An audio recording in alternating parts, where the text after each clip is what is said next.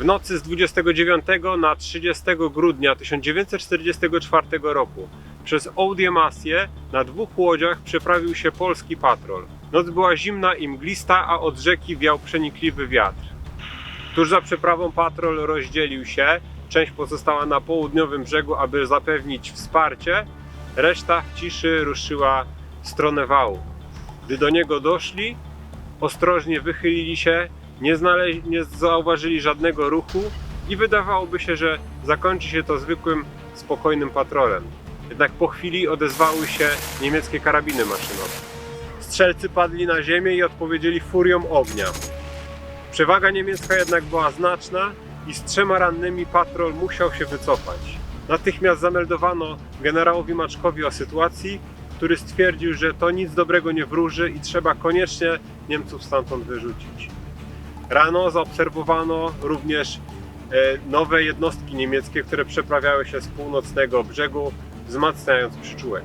W połowie grudnia 1944 roku rozpoczęła się wielka niemiecka ofensywa w Ardennach, której celem było odzyskanie bardzo ważnego portu w Antwerpii.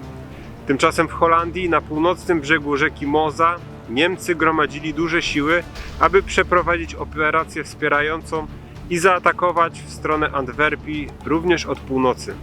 Rzeka Moza stanowiła naturalną barierę między Niemcami a siłami alianckimi na południowym brzegu rzeki. Dlatego przystąpili do stworzenia przyczółków. Jednym z nich była wyspa Kapellsche Vier. Oddziały I Polskiej Dywizji Pancernej po wyzwoleniu Bredy i Moerdijk w październiku 1944 roku otrzymały za zadanie dozorowanie południowego odcinka rzeki Mozy właśnie w rejonie Kapellsche Vier.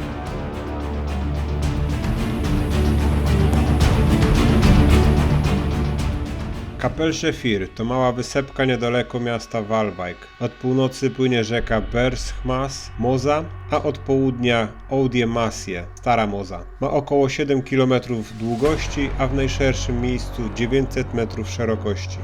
Obszar na wyspie jest płaski i nie zapewnia dużej ochrony. Również jedyna droga na wyspę drogą lądową prowadzi przez 7-metrową groblę, a wszystkie zapasy musiały być dostarczone promem.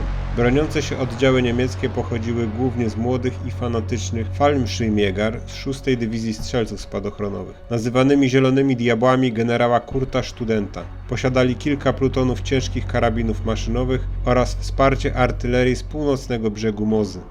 Postanowiono zlikwidować przyczółek z 29 na 30 grudnia. Do nocnego ataku wyznaczono 3 grupy. Początek wyznaczono na 2 w nocy. Wcześniej przez 2 godziny całą wyspę ostrzeliwała artyleria, aby ułatwić strzelcom robotę. Dokładnie o 2 w nocy działa zamilkły. Plutony kolejno przeprawiały się przez wąskie koryto Oudémassię. Cicho i sprawnie przechodzili na drugi brzeg, ruszając w wyznaczonym kierunku. Milczący dotychczas przeciwległy brzeg ożył. Przywitał nadchodzących nieustanną serią pocisków, kładąc wszystkich momentalnie na mokrej, zmarzniętej ziemi, zmuszając do poszukiwania schronienia w rowach i nierównościach terenu. Strzelcy wzięli 11 jeńców, jednak zapłacili za to 2 zabitymi i 4 rannymi. Nocna akcja na przyczółek nie powiodła się. Jedynym efektem było stwierdzenie, że Kapellsche Vier obsadza co najmniej kompania niemieckich spadochroniarzy uzbrojona w karabiny maszynowe. Pozycje niemieckie były bardzo głęboko wkopane w ziemię oraz mogli liczyć na wsparcie artylerii z północnego brzegu. Polskie dowództwo wydało rozkaz ponownego przeprowadzenia ataku na przyczółek. W noc sylwestrową z 31 grudnia na 1 stycznia 1945 roku do ataku ruszył 9 Batalion Strzelców bez 2 kompanii, wsparty 3 pułkami artylerii. W pierwszej fazie natarcia udało się opanować jeden z domków na Kapellsche Vier. Użyto miotaczy na karierach, pojazdy miały jednak wielki problem z poruszaniem się po grząskim terenie. Polacy dostali się pod krzyżowy ogień niemieckich karabinów maszynowych wspartych niemiecką artylerią z północnego brzegu i natarcie również nie powiodło się. 5 stycznia przeprowadzono akcję, dzięki której chciano sprowokować Niemców do zdradzenia swoich stanowisk artyleryjskich i gniazd karabinów maszynowych. Pod osłoną dymu patrol strzelców podhalańskich przeprawił się na północny brzeg Mozy, ale zdołano wykryć tylko kilka stanowisk CKM-u. Następnego dnia korpus zgromadził wszystko, co miał w zanadrzu. 7 pułków artylerii i wielofuntowe moździerze.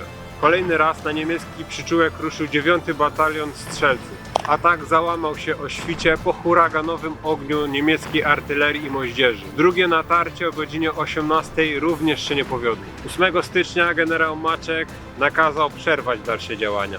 Polskie oddziały zostały wycofane. Bilans dwudniowych walk to 105 zabitych i rannych. Po tych wielu niepowodzeniach podjęto decyzję, że do ataku pójdą najwaleczniejsi z walecznych brytyjskiej armii, komandosi z 47 Royal Marine Commando. Wypad na wyspę zaplanowano z 13 na 14 stycznia 1945 roku, a przygotowaniem przeprawy miała zająć się polska 10. kompania saperów z pierwszej dywizji pancernej. Akcja zakończyła się masakrą Brytyjczyków, a z kompanii komandosów uratowała się zaledwie garstka żołnierzy.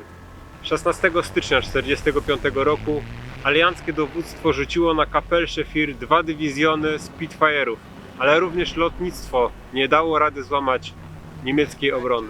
Nieuniknioną stała się więc dłuższa operacja zakrojona na większą skalę. Opracowano więc operację pod kryptonimem Elephant. Do 26 stycznia zaczęto gromadzić gigantyczne zapasy.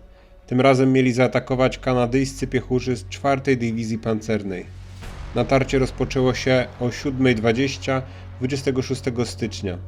Jednak atak nie poszedł zgodnie z planem. Zmasowany ogień niemieckiej broni maszynowej i moździerzy zmusił nacierających do zalegnięcia w terenie. Zamarznięta ziemia uniemożliwiła okopanie. Niemcy wielokrotnie kontratakowali, starając się wyrzucić Kanadyjczyków z wyspy.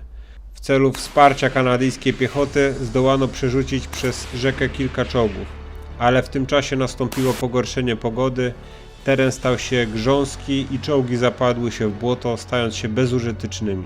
Kryzys walk nastąpił w nocy z 29 na 30 stycznia. Nacierające oddziały kanadyjskie były już wyczerpane kilkudniowymi walkami w ekstremalnych warunkach. Ale to samo dotyczyło również nieprzyjaciela, który próbował dwukrotnie przetransportować uzupełnienia na wyspie, ale wskutek ostrzału artylerii musiał z tego zrezygnować.